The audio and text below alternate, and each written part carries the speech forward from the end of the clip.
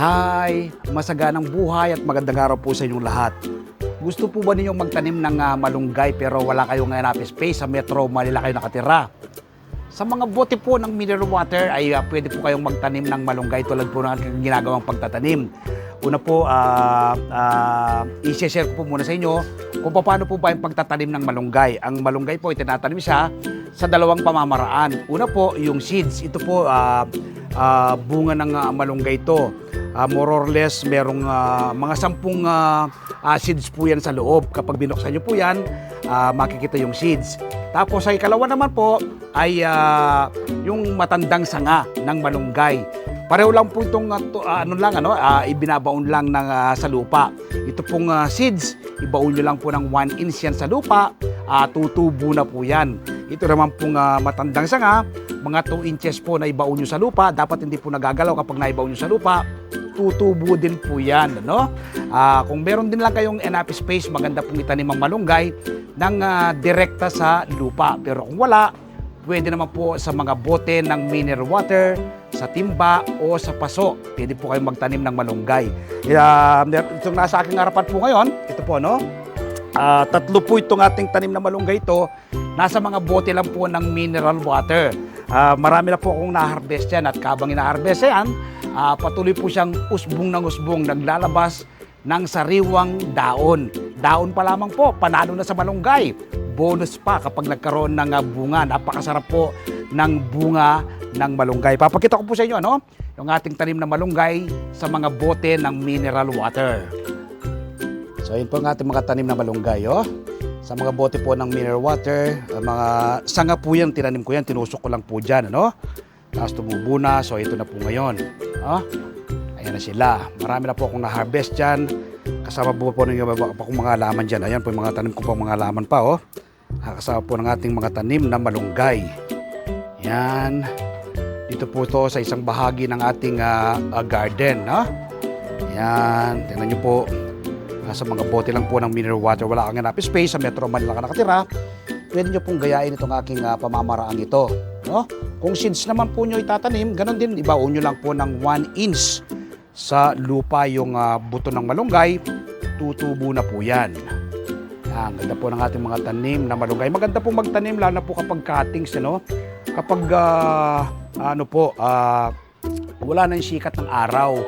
Kapag kasi nagtatanim kayo ng malunggay, lalo na through cuttings at may sikat ng araw, may stress po yung halaman. Pero kapag wala rin sikat ng araw, kapag dapit tapon, maganda po siyang makabawi at kung seeds naman, mabilis po siyang makapag-sprout. So, yun po yung ating tanim na malunggay sa mga bote ng mineral water. Gayahin nyo po akong magtanim ng ganito, Wala kang enough space, sa Metro Manila ka nakatira, pwede nyo pong gawin ang ganitong pamamaraan. Napaka-healthy po ng malunggay. Halos kahit po isawag nyo po yan, mamaya harvest po tayo dyan na tayo magluluto ng masarap at masustansyang sinabawang tahong with malunggay. So, wag nyo pong sabihin wala kayong space, Ito po, itong pamamaraan natin sa mga bote ng mineral water, self-watering pa po yan, Hindi po kailangan diligan araw-araw. Basta meron lang pong tubig itong ilalim na bahagi nitong bote, ay tutubo na po yan. Kita nyo po, So, ang ganda na po ng tubo ng ating tanim na malunggay sa bote ng mineral water.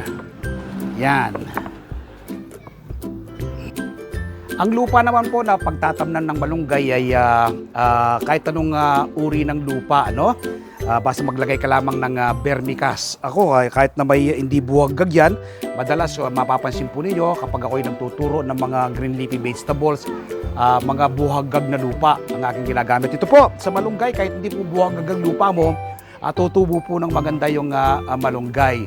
Basta haluan nyo lang po ng vermicast. Ako po, vermicast ang aking ginagamit. 60% ay lupa, 20% ay vermicast, another 20% ay coco peat. Tutubo na po ng maganda ang inyong malunggay. At kapag napatubo nyo na pong ganyan, po yan kahit na abot ng siguro mga 10 taon po yan, hindi na po yan mamamatay. Basta meron lang po tubig yung ilalim na bahagi ng yung bote. So, ibig sabihin, kung 10 years ito mabubuhay, so 10 years na may supply kang daon ng malunggay. Simpleng-simpleng alagaan at patubuin. So, nawa po ay nakapaggambag na naman ako ng kahit maliit na kaalaman ngayong araw nito, kaugnay po ng pagtatanim ng malunggay. Invite ko po kayo this coming Sunday. Panuorin po ninyo ang aming TV show na Masaganang Buhay. Season 19 na po ngayon. Ano? Nakakatuwa pong ibalita sa inyo na ang Masaganang Buhay ay Season 19 na. Malayo na yung kanyang nalakbay at ako'y naniniwala with God grace, malayo pa ang lalakbayin, ang mararating ng ating TV show na Masaganang Buhay. Kapag po ikaw pala ay nagtuturo at pinuntaan ka ng mga naturuan mo, no? Natuto sa'yo, napakasarap po ng feelings.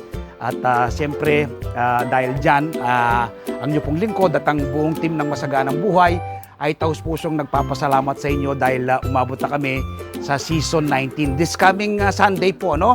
Yung e-air po this coming Sunday, Season 19 na po yan, Episode 1. No? At siyempre, no pong nakalipas na linggo, ang inyo pong lingkod ay kinilala at binigyan ng parangal ng Global Filipino Achievers Award bilang nagpapalaganap ng pagtatanim ng ating sariling pagkain dito sa ating bansa. At ang isa sa mga nagbigay po sa atin dyan, yung mga kababayan natin ang parangal nga po ay ginanap sa Sydney, Australia. No?